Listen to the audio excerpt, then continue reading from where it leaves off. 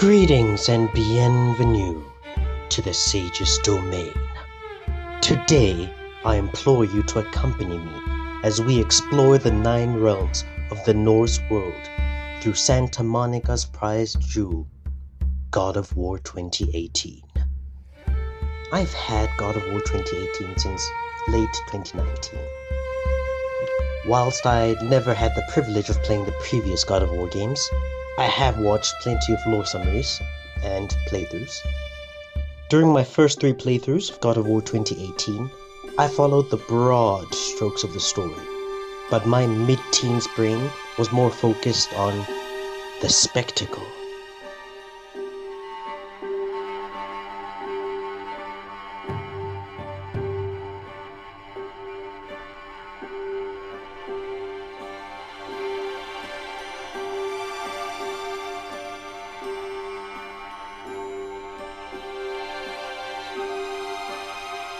Then the characterization,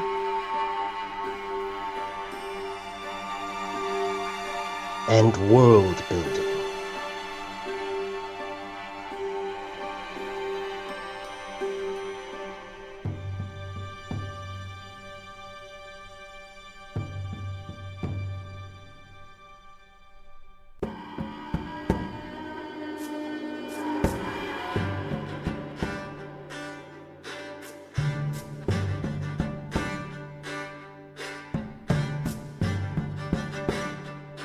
It's only when I played the game a 4th time, approaching my 18th birthday, that I started reading all the lore markers and scrolls and stitching together the parts of the world which had remained siloed for the longest time inside my mind.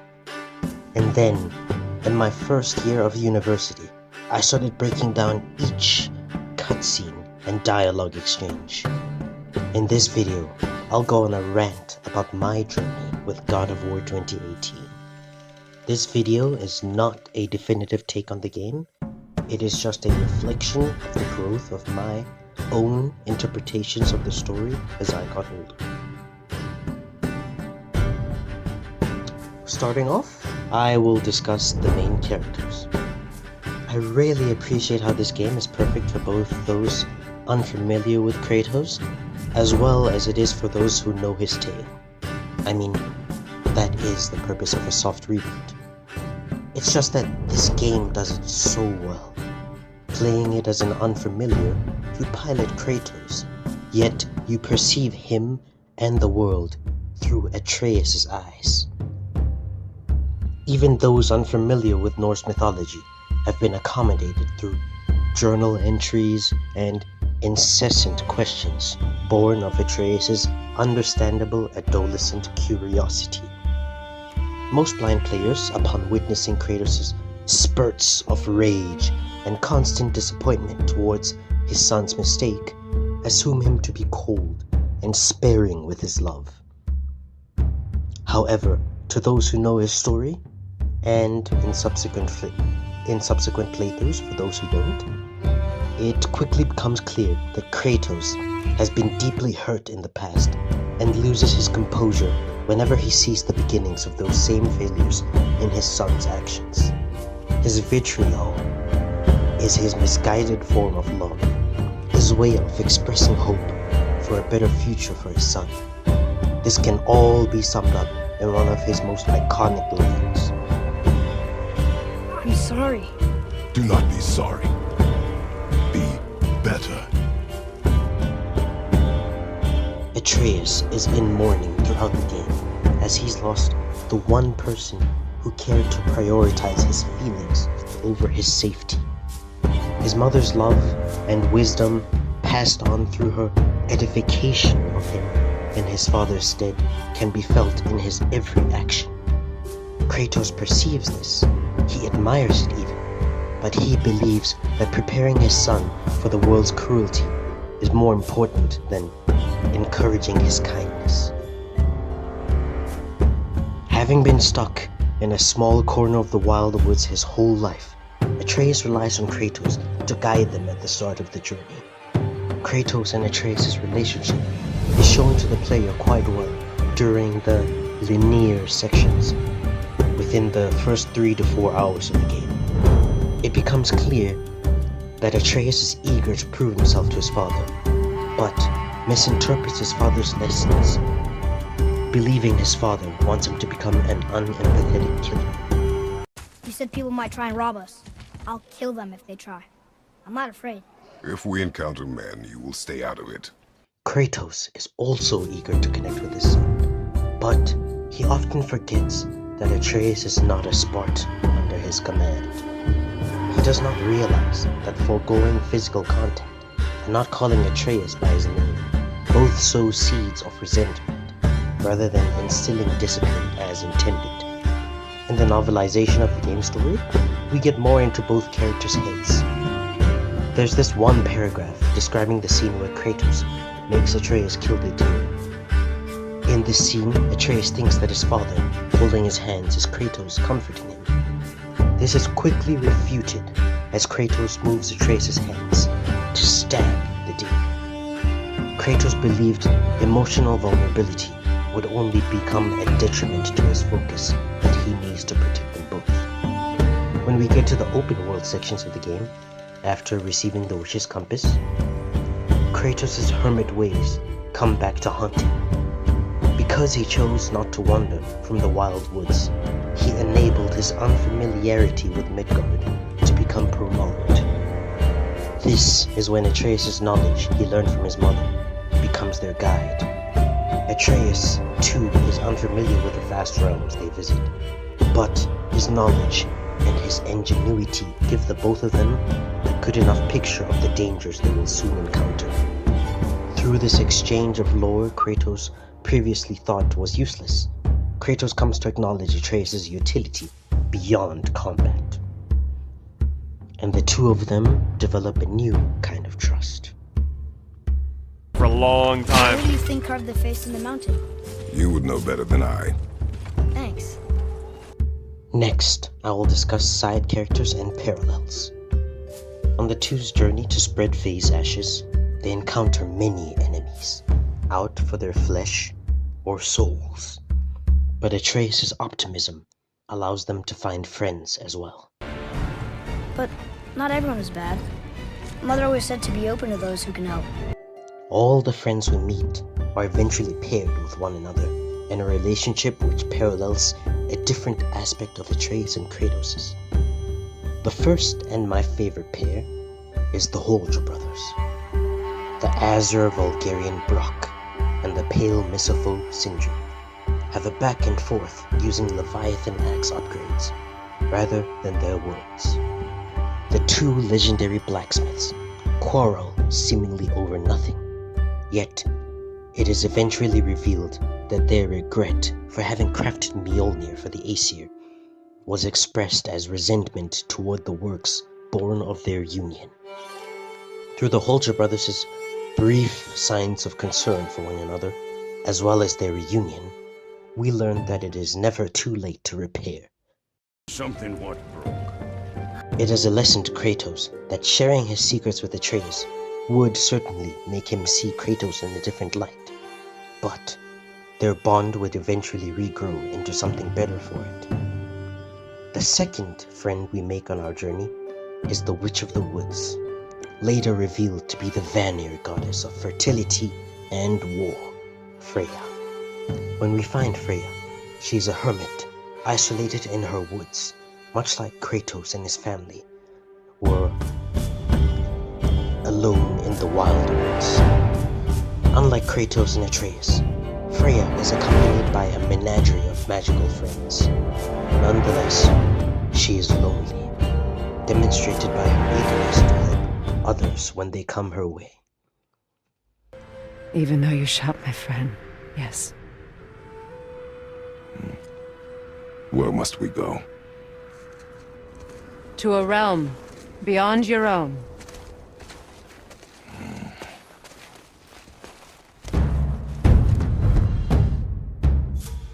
From her brief interactions with Atreus, it is apparent that her nature is one of nurture.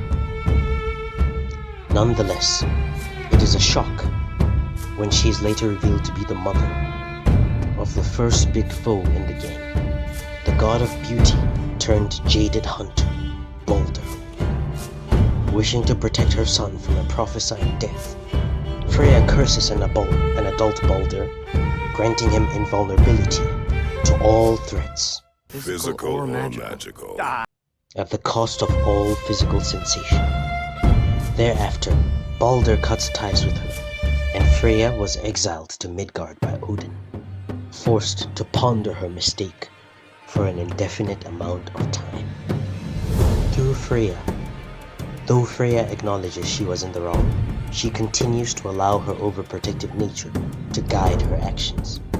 She is a lesson to Kratos, to allow his son the autonomy to make his own mistakes. Unfortunately, this cautionary tale against suffocating love is a lesson only half learned by Kratos by the end of 2018, as he continues to micromanage Atreus, even 3 years into Fimbulwinter.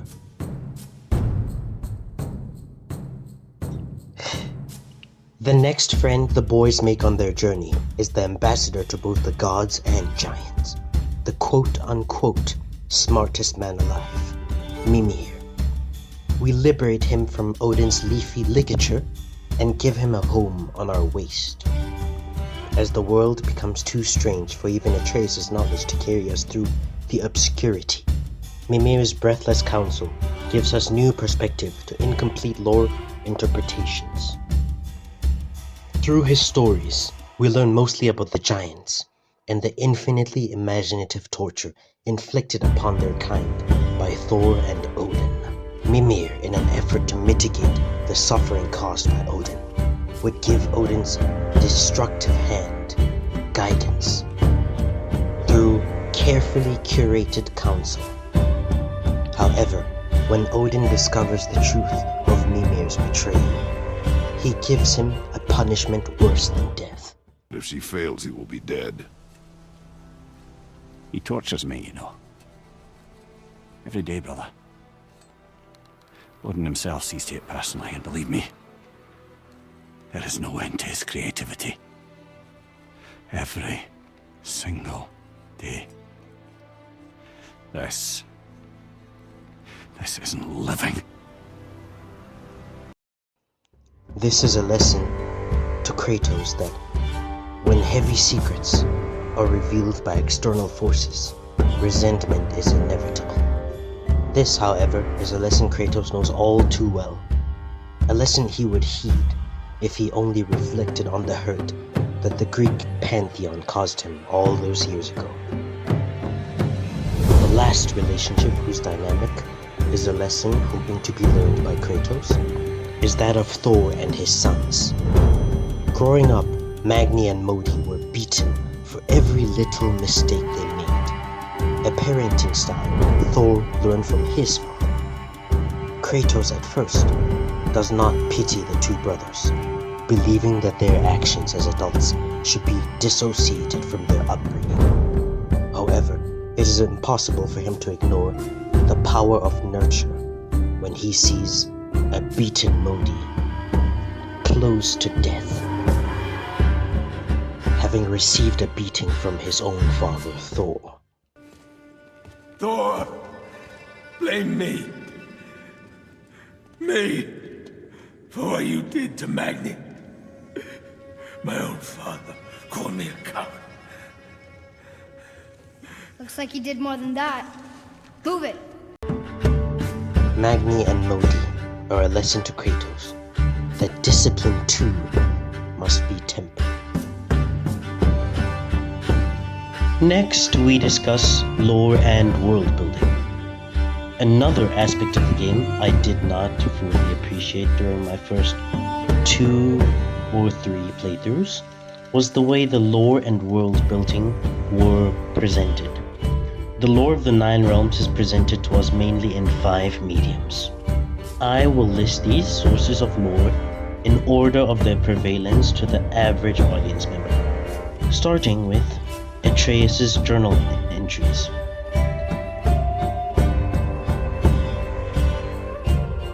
Whenever a boy encounters new friends, foes, lore markers, scrolls, and giant triptychs, he jots it down in his little gold palm embossed journal. The journal reveals to us Atreus' stance on and understanding of the infinite novelties of the 9 realms. Next, Mimir.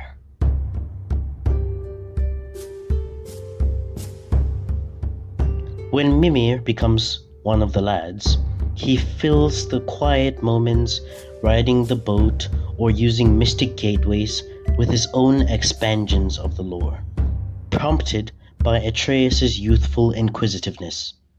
Mimir's tales provide an adult's take on Atreus' prior assumptions, also serving as lectures for Kratos. Next, we have side quests. Side quests allow for organic exploration of the world, rather than just constant hacking and slashing and tomb raiding. Helping lake spirits pass introduces us to the idea that the plague of undead, aka the Great Desolation, is an anomaly that, in tandem with Jormungandr's flood, has driven away most mortals from Midgard. The legendary side quest involving freeing the Valkyries by brutally ripping their wings off later reveals the cause of the desolation to be the overflooding of hell with the souls of the dead, resulting from Odin's removal of the Valkyries from the homeostasis of the souls of men. Side quests from the Hrælzyr brothers introduce us to ruins resulting from the ambitious pursuits of dwarves in Midgard. Brock's side quest involving the alchemist Andvari reveals the origin of soul eaters as Andvari's desire to have the ancients be under his control. There's even one lore marker / scroll that states that Surtur asked for a soul eater. This soul eater can later be fought in one of his Muspelheim trials, and I loved discovering that detail. One questline given by both Hrælzyr brothers involves the mad dwarf king Motsognir. Motsognir had various strongholds in Midgard. He started off as a king who put his people first, but out of fear of being betrayed, he developed an obsession with wanting to be invulnerable to all threats, Physical or magical? This obsession led to Motsognir attempting to forge the dwarven armor of legend, the Dvegrevikir. Said it first try. Nice. In pursuit of the elusive ingredients needed, Motsognir sacrificed many of his servants, forcing them to hunt and chain magical beasts. Motsognir also traded Andvari for a Soul Eater, which we get to fight in Konungsgard. The environmental storytelling of the game, next, is subtle. One could blink and miss an important detail hinting at something larger that is or was. There are many structures, both standing and not, in every realm. In every realm we visit, save for the primordial realms, Odin has hidden chambers sealing away Valkyries. Niflheim has Ivaldi's ever-shifting workshop, veiled and filled with his powerful, poisonous mist. Alfheim has brilliant architecture, marvels of marble, and structures, mostly bridges, weaved from the light of Alfheim refracted through Bifrost crystals. The most impressive structures in the game are Tyr's temple and the 9 realm towers that encircle it in every realm. When you're traveling with the lads through Midgard, the splendid structures and ruins act as landmarks and quickly become familiar to the player who sparingly uses mystic gateways. These include the Light Elf outpost, the Light Elf statues guarding that one tunnel on the way to Freya's woods, Njord's oarsmen, the temple crushed under Thamor's corpse, the Hrælzyr Valkyries, however you say that, and the eastern statue of, now, Thor's lower body. There are also subtle artworks, like the stone faces looming over the Hrælzyr Valkyries and the larger stone face that spewed black breath and blocked off the Giant's Mountain.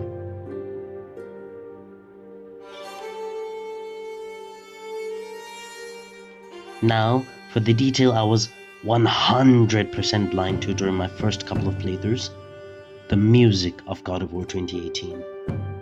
I wasn't oblivious to the fact that the game had music, but I swear I could not hear any of the lyrics. Or maybe, just like how Atreus and Kratos were not ready for phase truth, I wasn't ready to hear the music. The lyrics being in a foreign language, my brain interpreted them as meaningless choir chanting.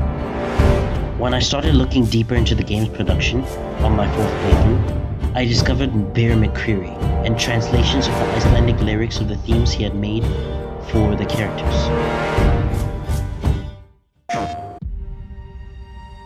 My method into any project is really through the characters. So this game, perhaps more than any other in the franchise, it has really well-developed characters. I mean, it's really a well-written story. And that was my starting point. And just writing a piece of music that could capture the spirit of a character without even knowing like where it would go in the game. Just, how does this make you feel? Does this piece of music capture the spirit of Kratos? I became obsessed with the game and its themes even more after learning the lyrics and their meanings. Some of them reveal characters' entire journeys, whilst others reveal unspoken histories.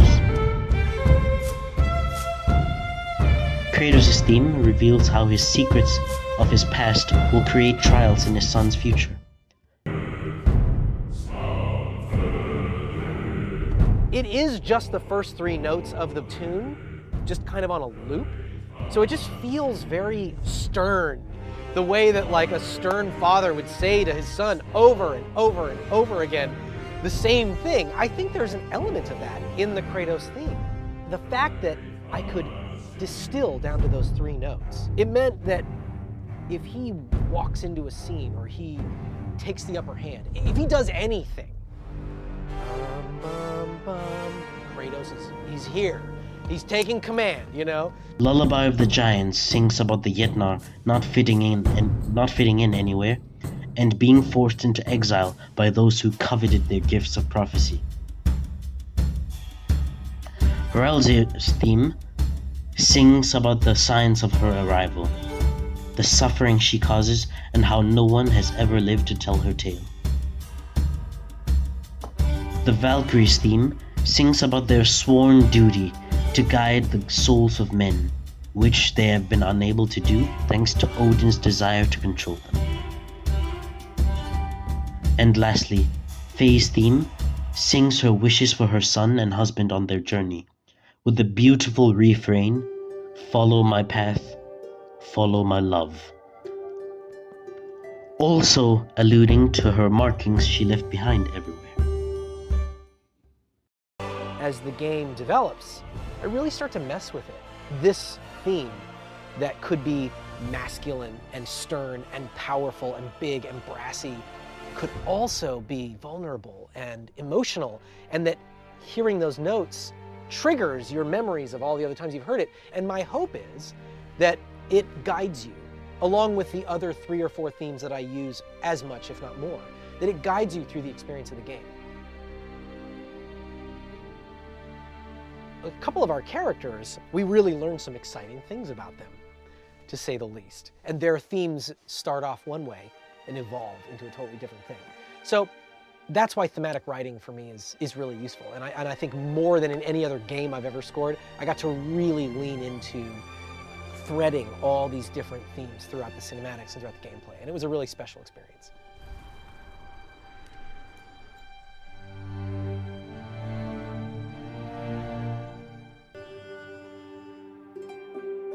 Next, we discuss haunting characters. Another aspect of the game I really enjoy is the weight of actions by unseen characters. I learned from the YouTube channel Overly Sarcastic Productions that this trope could be called the haunting character. How could I start by not mentioning Faye and how her prophetic dream and death wish are the catalyst for the whole game's story? Even as hours go by without mention of her, the weight of her request is heavy on the lad's shoulders, and her golden handprints and markings she left are a constant reminder of everything she neglected to say to the lads, and left to their own interpretations. Beyond the primordial realms and Alfheim, the Aesir's tyranny can also be felt everywhere. Our friends and foes alike have all been affected by the consequences of Odin's manipulation of other races as well as his own family. Opposing Odin's influence, Tyr's kindness can also be felt in every realm. From his temple, which he constructed by coordinating all the races, to his trials, which seek to instill the lessons of love and unity, to him helping the giants hide all remaining paths to Jotunheim. Did you see something out there? That tower. I see no tower. Maybe I'm seeing things. And Tyr's presence and respect he garnered from those of other lands. This one mentions places I've never heard of. Seems Tyr really liked to travel. Tyr believed the mind, not might, was key to preventing war and chaos. And he also knew visiting other cultures would give him perspective staying in one place could not. While Odin always hoarded knowledge, guarding it jealously, Tyr was open and sharing with his learning and his wisdom. For this, mortals adored Tyr, showing their love by bringing him gifts the world over. Now, for the final section of this video. Choices and autonomy / application to my personal life. The original title of this video was going to be What God of War Taught Me About Choices. Now, here's where that comes in. Many characters in the story withhold information from those whom they claim to be protecting, which prevents other characters from exercising their own judgment, effectively robbing them of their autonomy. Freya knew Baldur's cure, yet she kept this truth from him because she thought that she knew better. Freya only wanted to save her son from a needless death, but, in her own words, she put her own selfish desires before what he truly needed. Odin monopolizes on information, resources, and lies, forcing those who are without it to bend to his will. He uses people's hope to force them to aid his own cause, like his manipulation of Baldur by promising him a cure, and his manipulation of Atreus in Ragnarok by showing him mostly just the presentable parts of being an Asgardian, sparing him the full picture depicting his cruelty towards even his own family and citizens. An odd example I thought of during my 4th playthrough is how Mimir robs Odin of his agency by using his silver tongue to force stalemates, like tricking the dwarves into accepting Odin's offer to save them from death at Odin's hands. All this manipulation, rather than confronting Odin directly about his tyranny. Faye withheld her prophetic dream from Kratos and Atreus until they had completed their journey. Though this guaranteed uncertainty about what they were going to do with the knowledge once they got to Jotunheim, it was her final attempt of preserving their autonomy rather than taking it. Despite the threat of the risen dead and gods breaking holes in the roof, Kratos' hiding of his heritage and bloody past from Atreus is the main conflict of the story. Kratos wished to spare himself and his son from having to endure the suffering that follows those who identify as gods. However, Atreus' form knew this true nature and fought his mind's belief that he was weak and not destined for anything beyond the wild woods, resulting in Atreus' rage-triggered sickness. Although Kratos still has yet to share his full history with his son, he managed to learn enough from those prior cases to know that he could not cradle his son forever, otherwise his son would resent him when his adolescent curiosity would peak. Playing through this game, I saw a lot of myself in both characters. Now that I'm older and an unk, I especially see myself in Kratos. Now comes the segment of the video where you're welcome to leave, if you're not interested in my personal anecdote. So, when I was 17, I developed feelings for someone whom I'd become close friends with over a year or two. She was always so kind, yet, understandably, she never revealed all faces of her prism to me. However, after getting a taste of that kindness, I became obsessed with her, and I coveted more, feeling envy whenever she was vulnerable with or expressed kinship with anyone else. I knew she didn't reciprocate my feelings for her, yet I still told her I liked her. Back then, I told myself that I sought the catharsis so as to help myself get over those feelings. Looking back, it feels like I was holding her hostage by having those feelings loom over her in every subsequent act towards me. I tried my best to make things right, to mend our platonic relationship before I left high school. However, shortly after we parted, she sent me a text saying I should stop communicating with her. I was a mess afterward, but through God of War's lessons about choice and effect, I've come to understand that her final decision to cut me off did not necessarily mean that my efforts were pointless. If I had imposed myself on her life further, in spite of her wish to close communication, I would have been robbing her of her autonomy. And that's the worst thing you can do to someone you care about. I've watched a lot of God of War Ragnarok Valhalla gameplay, and I've been using the parallels between my own journey of self-reflection and Kratos' Valhalla arc to bolster my growth into a better person.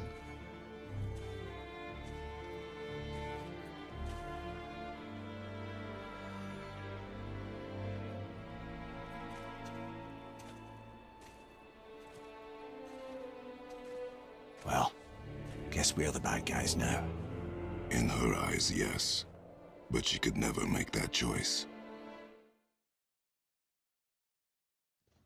If you made it this far, thanks so much for tuning in. This is my first big project, and my hard work in producing this quite short video, short relative to how long videos can be on YouTube these days, that work has made me come to appreciate the efforts of YouTubers whom I watch even more. It takes so much to make just a 5-minute YouTube video. The editing, writing this script, and not just a script that you're passionate about, that you believe in, that you think will reflect your intentions, your thoughts, your feelings in the most faithful way possible. It's all so difficult and yet so rewarding. I look forward to developing my creation skills, making patchwork videos in my lonesome corner.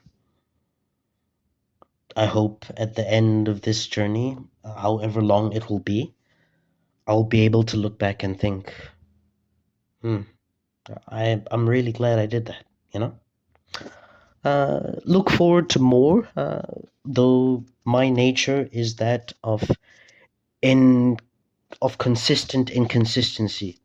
So please also be merciful. I can't feed your insatiable content cravings. I couldn't find the right synonym, but it's okay. Because it is a start, it is an attempt, most importantly. Good day. Au revoir, right? Non, bon voyage? I don't know, man. Goodbye, totsins. Chikawabona. Coming from you live. No, I'm not live. Coming to you from South Africa. Sage's Domain.